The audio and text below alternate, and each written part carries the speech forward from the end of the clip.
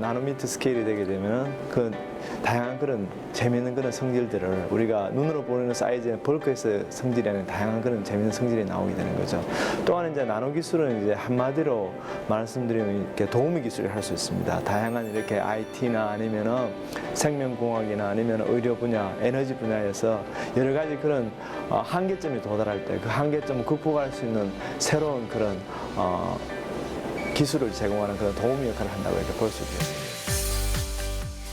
4세기 로마의 리쿠르고스컵, 중세 성당에 펼쳐진 스테인드 글라스, 역사가 만들어낸 아름다운 선물 속에 현재 우리의 삶을 바꾸는 혁신의 기술이 담겨 있는데 크기 10억분의 1, 초미세 구조물질을 다루는 나노 기술이 바로 그것. 금의 색깔도 바꿔버리고 심지어 물질을 투명하게 만들어버리는 나노의 비밀은 무엇일까? 눈으로 볼 수 없는 미시의 세계에서 우리의 상상이 실현된다. 작지만 무한한 가능성을 지닌 나노 기술에 대해 들어본다.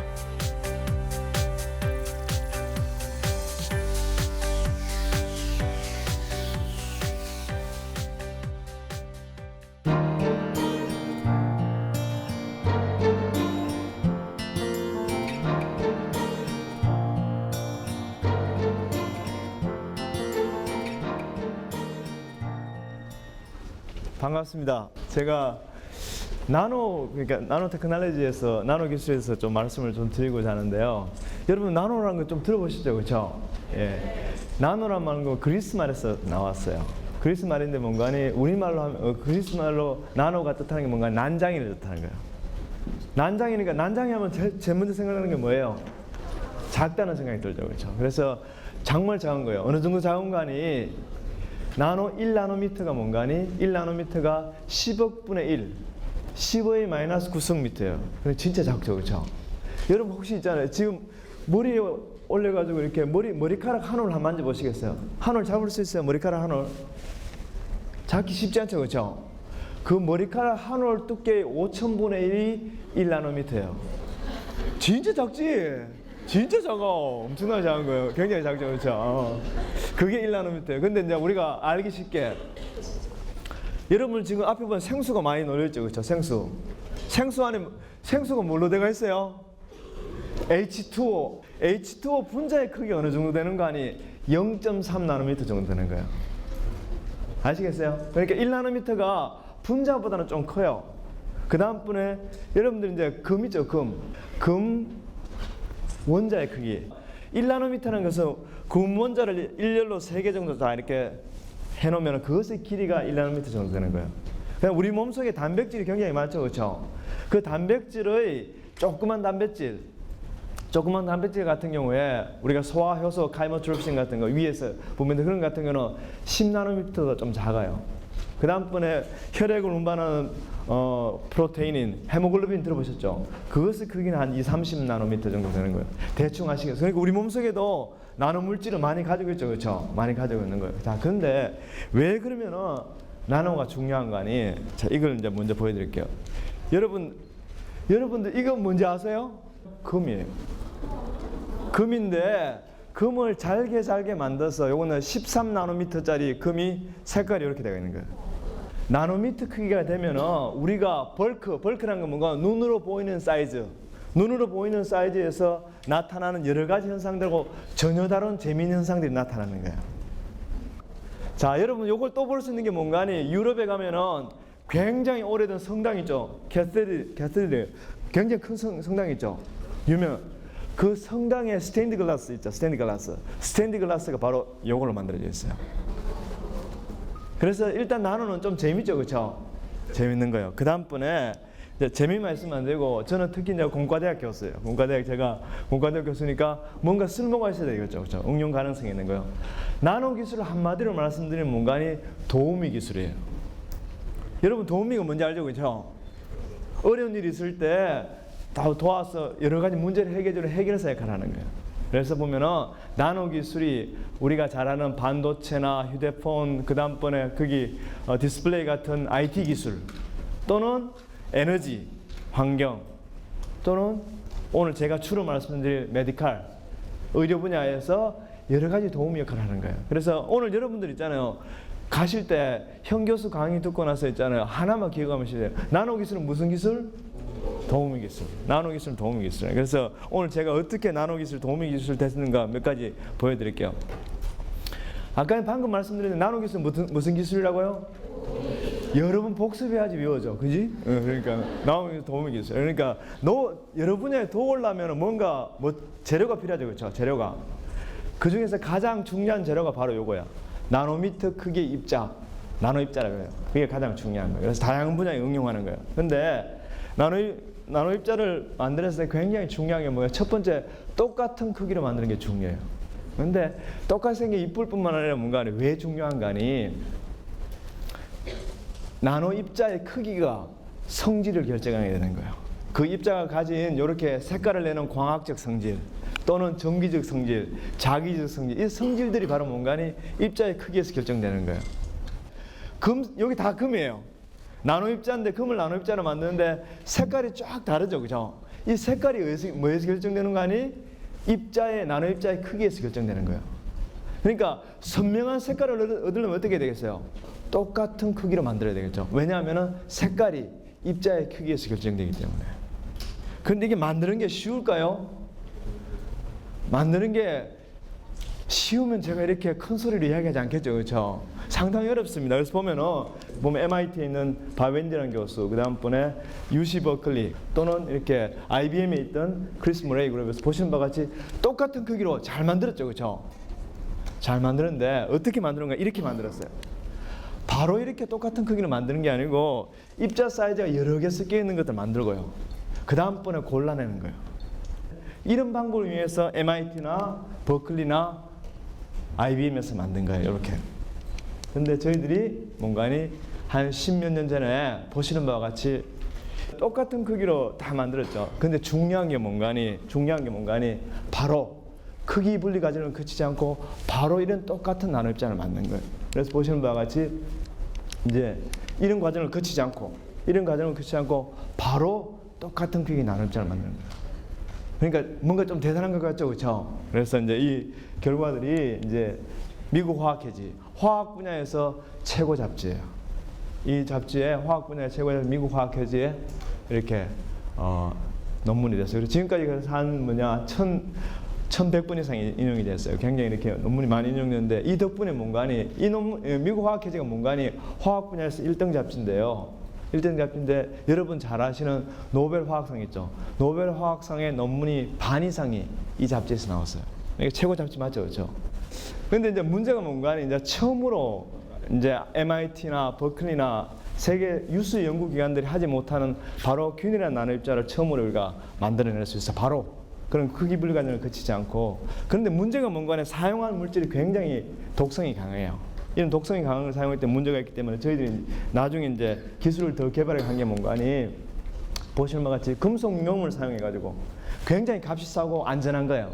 금속용을 사용해 가지고 우리가 뭔가니 대량으로 실험실 스케일에서 뭔가니 수십 그램씩 이렇게 합성할 수 있어요. 아까 전에 이제 MIT에서 만든 것 같은 경우는 밀리그램 0.001g 스케일로 만들었어요. 조금밖에 못 만들었어요.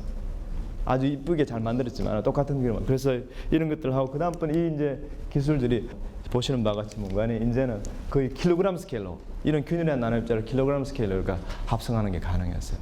자, 그러면 제가 이제 만드는 거는 요 정도 이야기하고요. 응용하는 것에 대해서 특히 이제 이렇게 메디컬 분야에 응용하는 것에서 몇 가지 좀 말씀을 좀 드릴게요. 그래서 보면은 MRI 조영제 개발한 것에 대해서 몇 가지 좀 말씀드리게요. 그래서 보면은 MRI는 굉장히 중요한 지금 진단 장비로 이렇게 각광을 받고 있어요. 각광을 받고 있는데 보면은 MRI 이제 좀 더 잘 보려고 이렇게 조영제를 사용해야 돼요. 조영제라는 게 뭔가니 화합물인데 우리 안경하고 비슷한 거예요. 안경을 벗으면 제가 흐릿하게 여러분 모습이 잘 안 보여요, 그렇죠? 근데 안경 딱 쓰면 어떻게 돼요? 선명하게 잘 보이죠. 이런 역할을 하는 게 바로 뭔가니 조영제예요. 주로 뭔가니 이용하는 게 MRI 조영제를 이용하는 게 뭔가니 혈관을 여기보다 혈관을 보는 거예요. 왜냐하면은 대한민국 사람들의 사망 원인 1, 2, 3등이 다 혈관하고 관계 있어요. 그러니까 혈관 보는 게 중요해요. 그래서 MRI 이용하는 거 가장 중요한 게 뭔가니 혈관 보는 거예요. 근데 문제는 이거예요. 방금 보여준 현재 병원에서 사용 MRI 조영제 같은 경우는 가들륨이라는 그런 원소로 되어 있어요. 요것들이 이제 상자성을 띠고 있어요. 상자성을 띠고 있기 때문에 상자성이 굉장히 큰 거예요. 그래서 MRI 조형제를 사용하는데, 여러분 가돌륨 화학 좀 하는 사람들도 가돌륨이 어딘지 잘 몰라요. 왜냐하면 저 밑에 란탄 계열 원소로 숨어 있어요. 특히 이게 굉장히 우리 몸에 없는 원소이기 때문에 굉장히 독성이 강해요.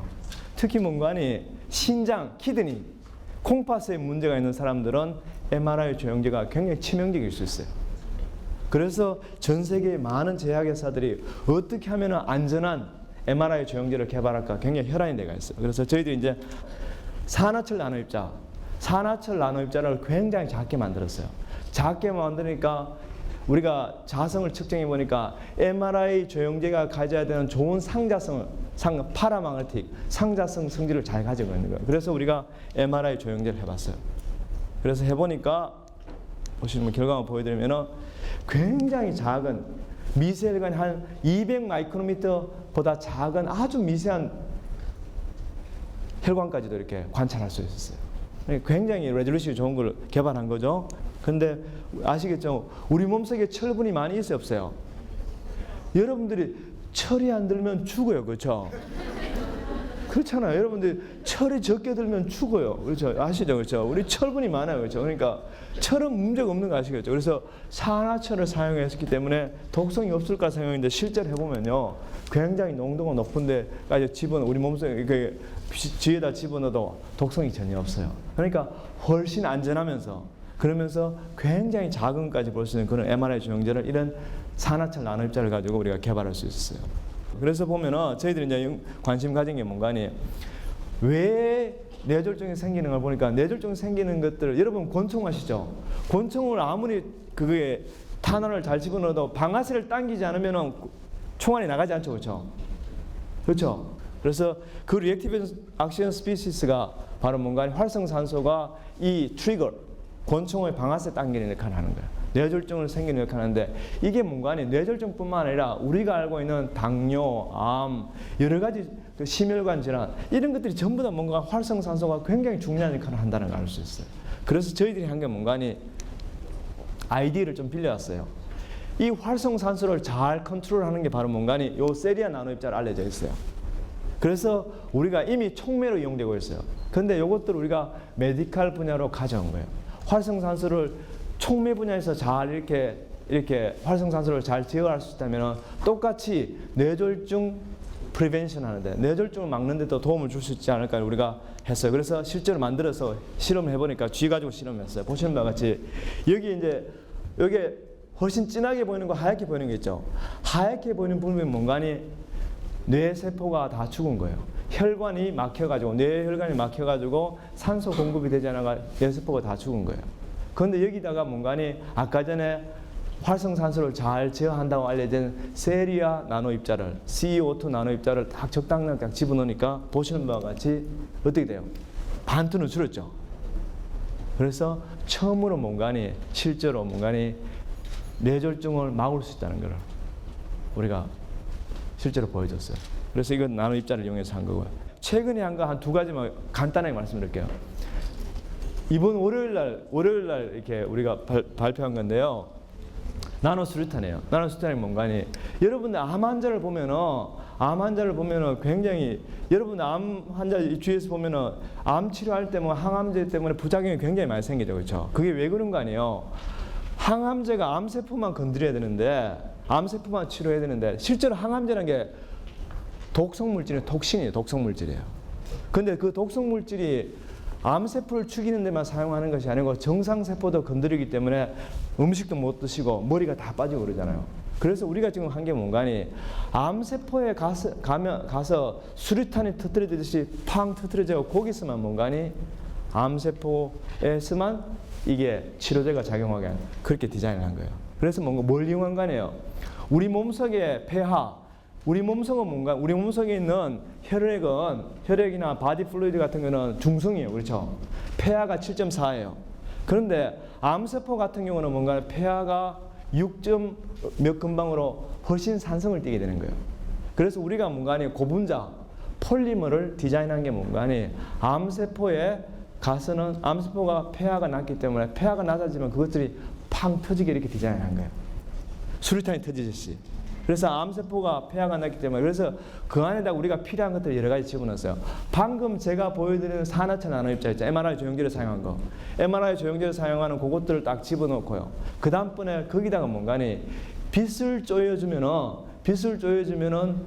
항암 치료 효과를 나타낼 수 있는 포토센시타이저, 감각제 라는 것들, 포토센시타이저를 같이 집어넣는 거예요. 근데 그놈들은 고분자 안에 닫혀 있으면은 MRI 효과도 하나도 나타나지 않고 그 다음번에 그런 이게 포토다이내믹 테라피 그러니까 암 치료 효과도 전혀 나타나지 않는 거예요. 그런데 팡 터져가 나가면은 MRI도 켜지고 그 다음번에 동시에 뭔가니 이게 항암 치료 효과도 나타나기 시작하는 거예요. 무슨 말인지 아시겠어요? 그래서 저희들이 해서 실제로 이제 보여드리면은 이렇게 해서 보면은 실제로 우리가 정상 조직에서는 폐하가 치료상에서는 그냥 잘 이렇게 동글동글하게 잘 있어요. 나노입자 상태는 있는데 암세포로 딱 가게 되면은 보신 바가 이제 팡 터져가지고 다 이렇게 분산이 되는 거예요. 그런 원리를 이용한 거예요.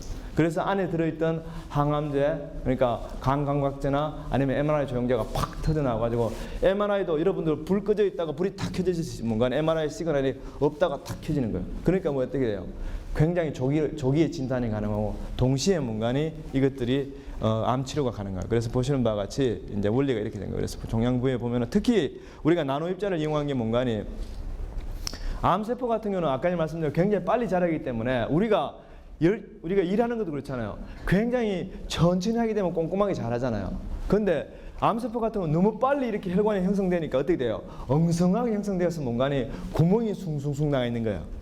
그래서 나노입자를 사용하게 되면은 나노입자가 혈관을 돌다가 여러분 맨홀 뚜껑이 열렸으면 그게 사람이 푹 빠질 수 있잖아요. 똑같이 뭔가니 구멍이 숭숭 나 있으니까 나노입자들이 혈액을 돌아다니다가 암세포에다 딱 가는 거예요. 암세포에 가면 어떻게 돼요? 아까 말씀드린 폐하가 낮으니까 이 나노입자가 팡 터지면서 거기 있는 내용물들이 나오는 거예요. 그러면서 치료가 되고 동시에 진단이 되는 거예요. 그래서 보신 바와 같이 MRI를 가지고 탁 이렇게 전에는 안 보이던 것들이 이제 MRI 시간에 딱 나오는 거예요. 그러니까 실제로 중요한 게 뭔가 조기 진단하는 게 굉장히 중요해요.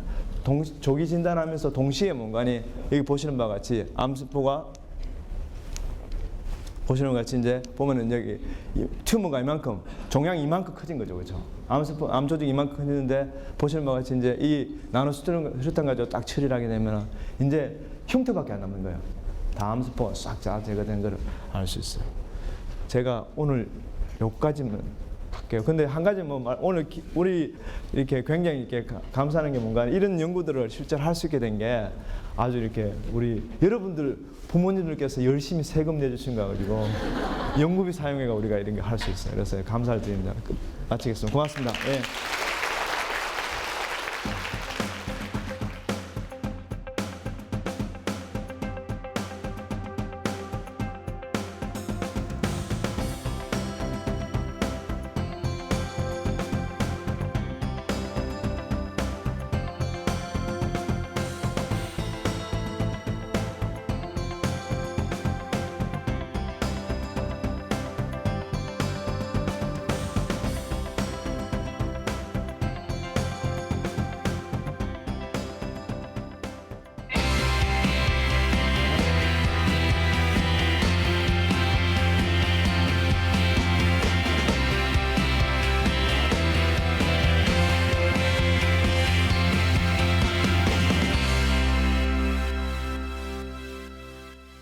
사실 생물학이 그동안 많이 발전했지만 아직은 발전할 여지가 굉장히 많거든요.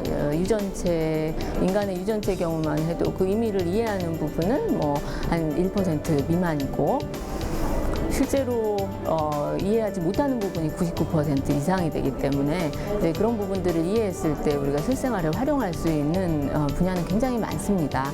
이제 그런 연구들이 우리가 이제 유전자를 제대로 이해함으로써 앞으로 훨씬 더 응용할 수 있는 가능성이 넓어지는 거죠. 그래서 21세기 후반부에는 생물학의 어떤 혁명적인 변화가 있을 걸로 생각하고 있습니다. 21세기에 사는 우리는 DNA 검사를 통해 가족과 질병, 내가 몰랐던 나의 정보를 확인할 수 있다. 생명체의 유전 정보를 담고 있는 DNA. DNA의 발견으로 자신이 어떻게 결정되는지, 나아가 인간은 무엇인가에 대한 결정적 단서를 얻게 되었다.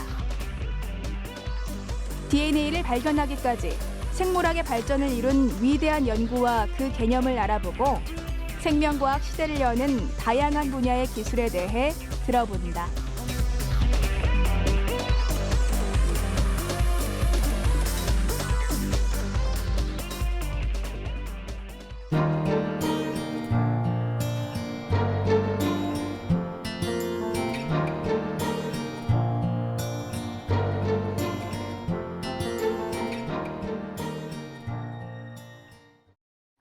자, 그러면 이제 생물학이 도대체 뭐냐?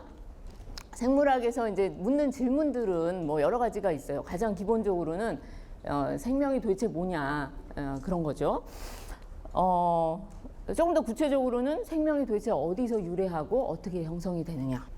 근데 이제 생물학은 결국은 생각을 해보면 우리 자신에 대한 질문이에요. 우리 자신. 그러니까 인간이 도대체 뭐냐? 인간이 어디서 왔느냐? 인간이 왜 태어나고 나이 들고 늙고 병들고 죽는가? 이런 문제들, 정말 근본적인 문제들에 대해서 답을 얻기 위해서 연구하는 학문이에요. 우리 자신에 대한 질문을 던지는 거죠. 그리고 조금 더 나가면 우리가 이런 생물에 대해서 이해를 함으로써 늙고 그러니까 노화라든가 또 질병이라든가 이런 데서 벗어날 수 있는가 이런 질문들입니다. 그러니까 아까 저기 현택관 선생님께서도 보여주셨던 이제 질병에 대한 치료를 이제 생물에 대해서 이해를 하면 이제 궁극적으로는 할 수 있게 되지 않을까 이제 이런 생각을 가지고 하는 거죠. 자, 그런데 이제 생물학은 굉장히 많은 질문들이 있거든요. 구체적으로 들어가면 들어갈수록. 근데 이제 여러분들하고 오늘 얘기하고 싶은 거는 조금 더 자세히 얘기하고 싶은 거는 이제 유전 현상에 관한 거예요. 그러니까 여러분들도 주변에 보면은 이렇게 그 경험적으로 다 알잖아요. 이 집 애들, 저 집 애들 다르게 생겼잖아요. 그죠? 그리고 원숭이, 뭐 사람 다르잖아요. 근데 이제 그 생명 현상을 이해하는 여러 가지 이제 가설들이 있었어요. 체계화되지는 않았지만 몇 가지만 말씀을 드리자면 고대 아리스토텔레스 뭐 기원전 4세기에 살던 철학자는 자연을 하나의 그 사다리로 이해를 했어요. 그래서 이제 인간이 맨 꼭대기에 있고요. 그 다음에 동물, 그 다음에 식물, 나머지는 무생물. 근데 이렇게 돌이켜 생각을 해보면 여러분 이게 얼마나 인간 중심적인 생각인지 알 수 있겠죠, 그죠? 사람 맨 꼭대기에 갖다 놓고 나머지 쭉 줄 세운 거잖아요. 근데 사실은 이제 생물학을 연구하면서 사실은 이게 아니다라는 거를 알게 되죠.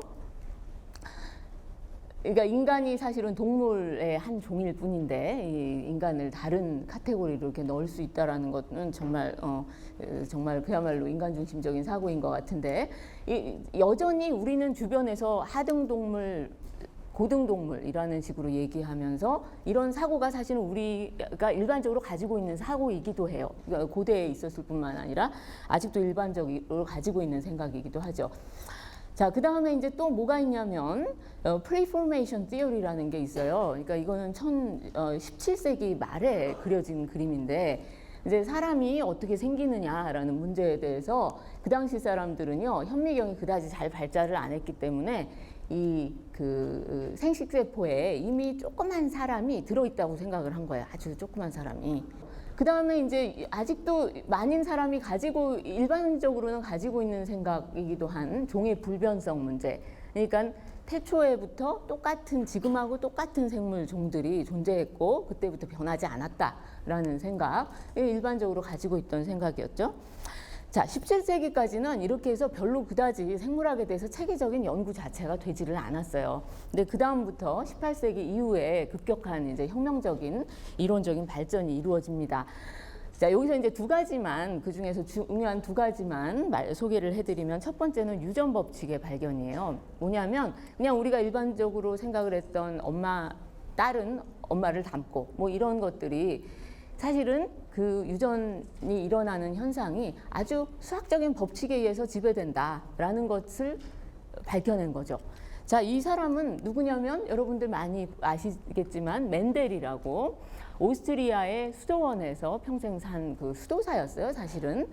그래서 이제 수도사들이 여러 가지 연구를 했고 심지어 멘델은 비엔나 대학에 유학을 가가지고 3년 동안 공부를 했는데 그때 이제 수학 공부를 했어요. 그러고 나서 이제 돌아와가지고 이 완두콩을 가지고 여러 가지 실험을 했는데요. 한 가지 실험만 보여드릴게요. 여기 지금 첫 번째 이 하얀 꽃을 만드는 순종 완두콩과 보라색 꽃을 만드는 순종 완두콩을 교배를 했어요. 그러면은 이제 얻은 완두콩을 보니까 전부 그 자손 완두콩은 보라색 꽃을 만드는 거예요. 그래서 이제 여러분들이 일반적으로 우성형질이다, 열성형질이다 이렇게 얘기할 때 보라색이 바로 우성형질이었던 거죠. 자, 근데 이제 재밌는 것은 이것들을 잡종들을 모아다가 다시 걔네들끼리 교배를 해보면 딱 3대1, 정확히 3대1의 비율로 이 보라색 완두콩과 하얀색 완두콩이 생겨요. 그래서 이런 여러 가지 연구를 통해서 유전 현상이 그냥 단순히 섞이고 뭐 이렇게 전달되고 이런 것이 아니라 어떠한 물질이 아마 있을 것이고 그 물질이 어떤 법칙에 따라서 이제 정해진 수학적인 법칙에 따라서 분배됨으로써 일어난 현상이다라는 것을 알게 된 거죠. 그 다음에 이제 두 번째 19세기의 중요한 연구를 이제 말씀을 드리자면 이 종의 진화에 대한 이론이죠. 여러분들 잘 아는 진화론. 첫 번째는 종이 끊임없이 새로 출현한다. 종이 불변하는 것이 아니라 변화한다라는 것이고 그것을 가능하게 하는 두 가지 메커니즘이 있는데 첫 번째는 돌연변이가 일어난다고 두 번째는 만들어진 돌연변이들이 환경에 가장 적합한 것들부터 선택이 된다라는 거죠. 자연 선택과 돌연변이. 그게 메커니즘인데 사실은 여러분들 다윈은 잘 알지만 월리스는 조금 덜 유명하죠. 아예 모르시는 분들도 있고 사실은 둘이 동시에 발견을 한 거예요. 동시 발견이었는데 어쨌든 이 아이디어를 여기 지금 다윈이 실제로 노트에 썼던 그 노트예요. 노트에서 가져온 그림인데 여기 I think 하고 써 있죠. 그래서 이제 종이 어떻게 생기느냐? 공동의 조상으로부터 돌연변이가 생겼는데 일부는 그냥 적응 못하고 죽고 대부분은 죽죠, 사실은. 일부는 살아남아서 자손을 퍼뜨리는데 계속 돌연변이가 끊임없이 일어나니까 그 중에서 이제 선택된 자연에 잘 적응한 애들만 이렇게 살아남아서 이 현생 종으로 존재한다. 뭐 이런 이제 아이디어. 결국은 이게 이제 지금까지도 이어져 내려오고 있는 생물학에 있어서 가장 중요한 핵심 이론 중에 하나죠. 자, 이거는 이제 19세기까지 발견인데요. 여기서 이제 중요한 게는 이 돌연변이, 어디에 돌연변이가 일어나는지 실제로, 이게 어떤 물질의 돌연변이가 일어나는 건지, 도대체 무슨 이유로 해서 이 돌연변이가 일어나는지를 전혀 이해를 못했어요. 그러니까 유전 인자가 어떤 물질인지 모르는 거지. 심지어는 어떤 사람들은 물질이 아니고 어떤 정신적인 오묘한 어떤 그런 신비로운 뭔가일 것이다라고 생각하는 사람도 많았던 거죠. 그래서 이제 중요하게 20세기에 가장 어떻게 보면 중요한 발전은 뭐냐면 이 유전자가 DNA와 같은 것이다. 그러니까 유전자가 DNA라는 물질이다라는 것을 발견을 한 거죠. 유전자가 DNA인데 요 안에 이제 비밀 정보들이 다 들어있는 거죠, 그죠? 이 비밀 정보들이 들어있고 유전 그 정보 비밀은 바로 어디 있냐면 이 이중 나선 구조 안쪽에 이렇게 숨어 있는 이 구조 안에 들어있어요. 이게 염기라는 물질이잖아요. 염기가 종류가 4가지가 있죠. 그래서 4가지가 어떻게 배열되느냐에 따라 이게 지금 코드가 되는 거죠. 사람한테는 이 염기가 30억 개나 있어요. 30억 개나. 그러니까 얼마나 많은지 알 수가 있죠. 많은 정보를 우리가 가지고 있는 거야. 자, 두 번째, 그 20세기 그 생물학에 있어서 가장 중요한 발전 중에 하나는 이 세포론을 정립한 거예요. 세포론이 뭐냐? 세포이론. 생물체의 기본 단위가 세포다라는 생각이에요. 자, 우리가 이제 이 덩어리처럼 우리가 생물체를 보지만 사실은 잘게 쪼개고 보면 다 세포라는 조그만 방으로 구성되어 있다라는 거고 그 안에 모든 생물체의 비밀들이 다 들어있다라는 것이 이게 세포 이론이죠. 옛날 사람들은 상상할 수도 없었던 이론인 거죠. 그래서 이제 우리 몸의 곳곳에 보면 다양한 세포들이 있는데 이런 세포들이 각각의 기능을 수행해서 우리가 이제 여러 가지 기능을 수행할 수 있는 거고 이 세포 안에 각각의 DNA가 들어 있어서 이 세포의 성질을 결정을 해주는 거예요. 자, 그럼 이게 이제 생물체가 그러면은 세포에서 어떻게 시작해서 만들어지느냐? 모든 사람들은 하나의 세포에서 시작해요. 우리 몸에 이제 많은 사람은 뭐 100조개, 적은 사람은 한 60조개 정도 세포가 있는데 단 하나의 세포에서 시작해서 60조개, 100조개 세포가 만들어져야지 이게 이제 완성이 되는 거예요. 자, 그러기 위해서 어떻게, 그러니까 이 발생이라고 하는데요. 이 성체가 만들어지는 과정을. 여기에는 그 크게 세포 입장에서 보면 두 가지 일이 일어나. 첫 번째는 뭐냐면 세포 수를 늘리는 거. 그러니까 하나가 100조개가 되려면 하나가 두 개, 두 개가 네 개, 네 개가 8개가 돼야 되죠. 그래서 이제 세포 분열이 일어나야 되고, 그것도 이제 아주 잘 조절이 돼야 되죠. 그죠? 그래서 이제 이게 잘못 조절되면 암세포도 되고 이러니까. 근데 이제 이것만 일어나면 안 돼요. 이것만 일어나면 우리 몸이 그냥 세포 덩어리, 이렇게 흐물흐물한 세포 덩어리겠지, 이런 모양이 안 나오죠. 그죠? 이 세포 분화가 일어나야 되는 게 무슨 얘기냐면, 피부건, 뇌세포건, 뭐 이런 신경세포건, 근육세포건, 이런 세포들이 다 만들어져야 되는데, 하나의 미분화된 세포로부터 이런 다양한 종류 세포들이 정확하게 만들어져야 이제 성체가 되는 거죠. 그죠? 그래서 이제 이 과정이 이제 일어나는데, 이 과정이 이제 결국은 다 DNA에서 조절이 되는 거예요. DNA 안에 모든 정보가 있는 거야. 자, 그러면 이 정보는 도대체 어떻게 해독이 되느냐?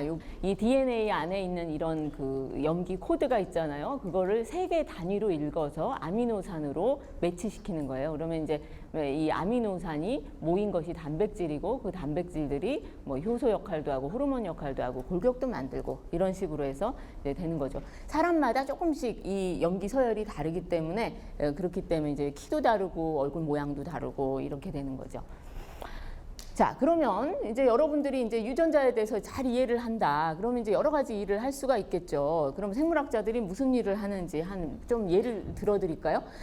자, 여러분들이 이제 유전자를요 가지고 그 세포 혹은 개체의 성질을 바꿀 수가 있는 거예요. 그래서 이제 예를 들어서 이 해파리거든요. 해파리, 바다에 가면 볼 수 있는 해파리인데, 이 해파리들은 형광색을 띠고 있고 형광 단백질을 만들어요. 자, 원래 이런 게 아니고 사람들이 이게 유전자 넣어가지고 만든 거예요. 물론 이제 이거는 윤리적인 문제가 있어서 우리가 이제 할 수는 없지만 기술적으로는 가능한 그런 거죠. 자, 그 다음에 이제 유전자를 변화시켜서 정말 형질을 바꾸는 일들을 유전학자들은 실험실에서 실제로 할 수가 있는데, 요거는 이제 여러분들 잘 아시는 초파리, 그러니까 과일 같은 거 갖다 놓고 나면 갑자기 어느새 이렇게 달려드는 조그만 초파리 있잖아요. 이거를 유전학 재료로 굉장히 많이 써요. 근데 요걸 가지고 이제 실험한 예를 하나를 보여드리면, 이거는 정상 초파리 얼굴. 자, 여기다가 이제 정상 초파리에 여기 안테나들이 이렇게 있거든요. 이 안테나 자리에 다리를 만드는 유전자를 활성화시킨다. 그러면 실제로 진짜 이게 다리가 이게 안테나에서 이렇게 나온 거예요. 자, 그래서 이런 일들도 유전자를 실제로 이제 조작을 하면 이게 가능하다. 잘생겼지, 그지? 자, 근데 요거까지 보여드리고 나면, 생물학자들이 참 되게 이상한 사람들이구나. 실험실에서 저런 괴상한 일도 하는구나. 이렇게 생각할 수가 있는데, 실제로 이건 이제 유전자 기능 연구하려고 한 예고, 여러분들이 주변에서 이런 초파리를 볼 일은 없고요. 그리고 이제 실제로는 유용한 일들을, 이제 유전자에 대한 이해를 통해서 유용한 일들을 하려고 노력을 하고 있어요. 그런 예들을 보여드리면, 여러분들 중에 주변에 아마 당뇨병 앓고 계신 어르신분들 한두 분들은 다 계실 텐데, 당뇨병의 원인이 뭐냐면은 이자예요. 이자에 이제 베타셀이라고 부르는 세포가 있는데, 여기서 인슐린이라는 물질을 만들어요. 이게 인슐린 구조인데, 이 인슐린이 그 몸 전체로 분비가 돼서 당의 대사를 조절을 해줘야 되거든요. 당 대사가 잘못되면 이제 여러 가지 부작용이 생겨요. 그래서 이제 당뇨병이 되는데, 이제 많은 경우에 이 당뇨병은 종류는 물론 다양하지만 이 베타셀이라는 세포가 죽어서 없어져 갖고 생기는 경우가 많거든요. 그러면 이제 인슐린이 안 나오는 거죠. 자, 그러면 이 인슐린을 그럼 어떻게 하면 고칠 수 있을까? 그래서 이제 옛날에 초기에 이제 사람들이 생각했던 방법은 돼지나 소 같은 데서 잡아가지고 인슐린을 정제를 하는 거예요. 근데 양이 얼마나 적겠어요, 그죠? 여러 마리 잡아야 한 사람 치료할 것도 안 나오니까 얼마나 비싸겠어요, 또. 그래서 이제 그 다음에 무슨 일을 했냐면, 그러면 그 대신에 인슐린 유전자를 담은 DNA를 가지고 얘를 대장균에 넣어준 다음에, 대장균에 원래 인슐린 당연히 없겠죠, 그죠? 인슐린 유전자가. 근데 여기다 넣어준 제조합 대장균을 만들고 대장균을 키우면, 대장균은 뭐 이렇게 접종해주고 하루만 키우면은 하룻밤 사이에 엄청나게 자라요. 수백만 배 이상 자라요. 그런 걸 가지고 이제 여기서 그 인슐린을 정제를 해서 쓰게 되면 굉장히 싼 값에 인슐린을 이제 얻게 되고 이거를 우리가 일반적으로 치료에 사용하는 당뇨병 치료에 사용하는 그런 경우예요. 그러니까 이 과정에 얼마나 많은 사람들의 노력이 이제 같이 합쳐졌는지 알 수 있겠죠. 이 당뇨병에 대해서 연구한 사람들뿐만 아니라 인슐린에 대한 연구, 인슐린의 유전자에 대한 연구, 그리고 이것을 재조합 기술을 이용해서 이런 공학적인 연구를 하는 사람들, 의학적으로 적용하려고 하는 노력들, 이런 것들이 다 합쳐져서 우리가 이제 그 생물학에 대한 이해를 기반으로 질병을 치료할 수 있는 그런 예예요. 요거는 우리 주변에 이미 다 사용되고 있는 예가 되고 이제 조금 더 이제 최근에 되고 있는 일들을 이제 여러분들이 앞으로 10년 내지 20년 후에 여러분들이 이제 접하게 될 그런 기술들, 그러니까 지금 개발되고 있는 기술들에 대해서 얘기를 해주면은 예를 들면 이제 세포 치료에 관련된 게 있는데 요건 역분화 줄기세포는 여러분들이 들어본 적이 있을 거예요. 그러니까 우리가 일반적인 뭐 피부세포 같은 그런 분화된 세포들을 가지고 체세포라고 하는데 이거를 가지고 이제 역분화시켜서 줄기세포를 만들 수가 있어요. 그러면 여기에서부터 원하는 대로 신경세포, 근육세포 뭐 이런 것들을 얻을 수가 있는 거지. 그래서 이제 내가 중간고사가 얼마 안 남았는데 뭐 뇌세포가 좀 부족해서 기억력이 안 좋은 것 같다라는 생각이 들면 좀 그 신경세포를 만들어주면 좋겠죠, 그죠? 물론 이제 그런 용도로 개발은 안 되겠지만 그런 아이디어예요. 심장 근육세포에 문제가 생겨서 심장병이 생겼다. 그러면 이제 심장 근육세포를 늘려주는 그런 연구는 이미 동물에서 많이 됐고 효과가 있는 것으로 이미 알려지고 있어요. 이제 이런 연구들이 이제 앞으로 세포 연구가 될 거고 이 과정에서 그러니까 이런 역분화 줄기세포를 만들어주기 위해서 줄기세포에서 필요한 유전자들을 이 과정에서 활성화시켜주는 그 기술이 필요해요. 그래서 이제 유전자에 대한 이해가 필요한 거고요. 자, 그 다음에 이제 유전자 진단과 맞춤 치료. 그러니까 여러분들이 암이라고 하면 사실 다 똑같은 암인 것 같지만 위암 그럼 같은 암인 것 같지만 실제로는 그런 게 아니거든요. 그래서 위암 종류도 여러 개고 사실은 일어난 그 기전도 여러 가지고 그래서 항암제를 여러분들이 이제 만약에 암에 걸려서 항암제 치료를 받았다 그러면은 치료될 확률이 반응할 확률이 뭐 50%다, 60%다 이렇게 나와요. 그러면 이제 그건 통계일 뿐이고 여러분들이 그걸 실제로 그걸 했을 때는 부작용만 엄청나게 많고 그러고 나서 이제 나중에 치료는 안 되는 경우들이 많은 거죠. 그 이유는 그 암에 대해서 정확하게 이해를 못하고 있기 때문에 사실은 그런 거예요. 그래서 이제 우리가 그 유전자를 이용해서 진단을 정확하게 할 수 있으면 어떤 항암제가 들어가야 효과가 있을 것인지까지 알 수 있기 때문에 그런 맞춤 치료가 가능해요. 환자별 맞춤 치료가. 그래서 이제 이런 유전자 연구를 하고 있고요. 그 다음에 여러분들 가타카라는 영화를 혹시 옛날에 본 적이 있을지 모르겠는데 그 가타카에서 어떻게 해요? 그 수정란에서 세포 떼다가 이렇게 보죠. 그러면 이제 금방 이 아기가 뭐 정신분열증이 걸릴 확률 몇 %, 뭐 심장병 걸릴 확률 몇 % 하고 나오잖아요. 물론 그건 상상력에 의해서 만들어진 영화지만 그 영화가 나온 이후로 그 10년이 흐르면서 그 사이에 실제로 그 영화의 기술이 가능하도록 만든 기술들이 개발이 되고 있어요. 지금 현실에서. 그래서 이제 영화의 상상력이 문화의 상상력이 실제로 과학에서 이제 실현되는 그런 예가 지금 되고 있는데 물론 이제 그렇다고 해서 우리가 인간의 뭐 수정란을 갖고 뭘 해야 된다면 그거는 이제 사회적인 합의를 거쳐야 되겠지만 기술적으로는 지놈 프로젝트가 성공하고 차세대 염기서열 분석기가 개발되고 바이오인포메틱스 그러니까 BT와 IT가 융합된 기술들이 개발이 되면서 우리가 유전자 진단이 실제로 이제 가능해지고 있는 그런 빠른 발전이 이루어지고 있습니다. 자, 그래서 이제 이런 생명과학이 우리 사회 곳곳에 이제 오고 있죠. 그래서 이제 20세기 초부터 화학과 물리와 많은 연구들이 됐고 그것이 20세기 후반에 우리 곁에 바로 인터넷이라든가 뭐 다양한 그 기술들로 우리 주변에 그냥 와가지고 우리가 실제로 전자제품 같은 형태로 쓰고 있는 것처럼 우리가 지금 이제 발전시키고 있는 생물학은 21세기 후반쯤 되면 아마 여러분들 주변에 원하든 원하지 않든 가까이 갈 수밖에 없을 거예요. 근데 이제 그것을 우리가 좀 현명하게 어떻게 활용할 것인가라는 문제들이 있는 거죠. 예를 들어서 식품 농업 부문에 생물학적인 기술들, 유전자를 어떻게 활용할 것인가. 단순히 거부감만 가질 게 아니고 우리가 어떻게 잘 활용해서 식량 문제를 해결할 것인가, 이런 것들.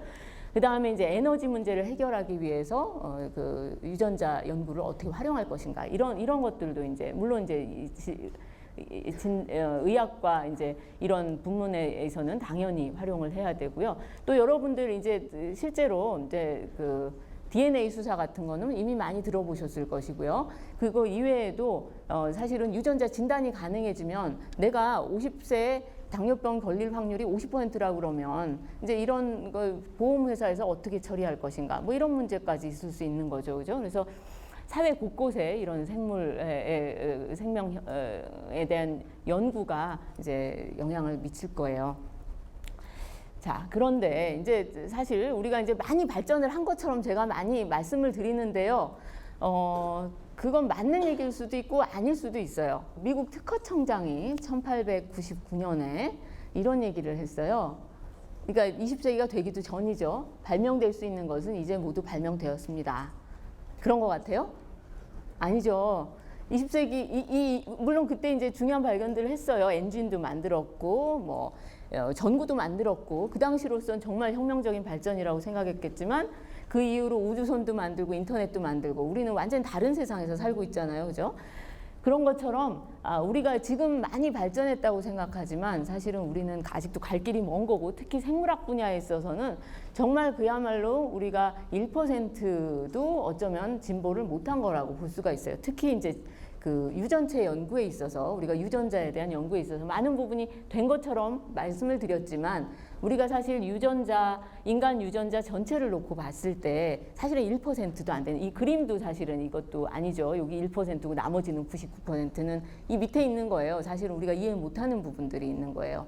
그러니까 이 수많은 숨겨진 유전자들을 어떻게 이해를 할 건가, 이제 그런 것들은 여러분 손에 이제 쥐어져 있는 거죠. 그 열쇠들이. 저희 실험실에서 하는 그 일들에 대해서는 오늘 말씀을 안 드렸는데 저희도 바로 요 밑에 숨겨진 이 99%에 해당하는 부분을 어떻게 좀 찾아보려고 열심히 노력을 하고 있고요. 그 중에 하나가 RNA라는 분자들이고, 그래서 열심히 하고 있는데 사실 이게 좋은 이렇게 할 일이 많다는 건 굉장히 좋은 일인 것 같아요. 그만큼 여러분들한테 기회도 많다는 뜻이니까. 그래서 생물학은 암기 과목이 아닙니다. 암기 과목이 아니고 여러분들한테 엄청난 기회가 남겨져 있다는 말씀 드리면서 마치겠습니다. 감사합니다.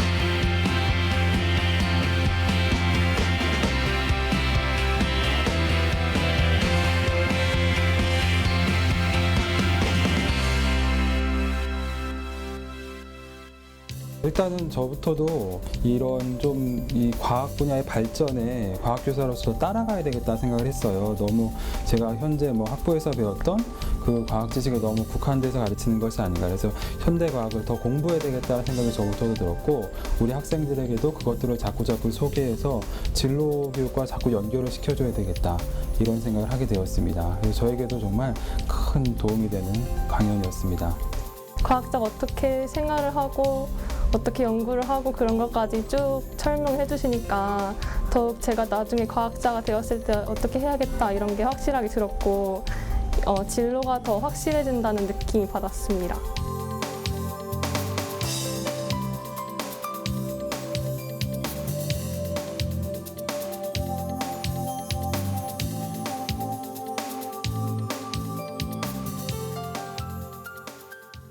살아있음과 살아있지 않음을 구분하는 기준은 어디에 있을까요?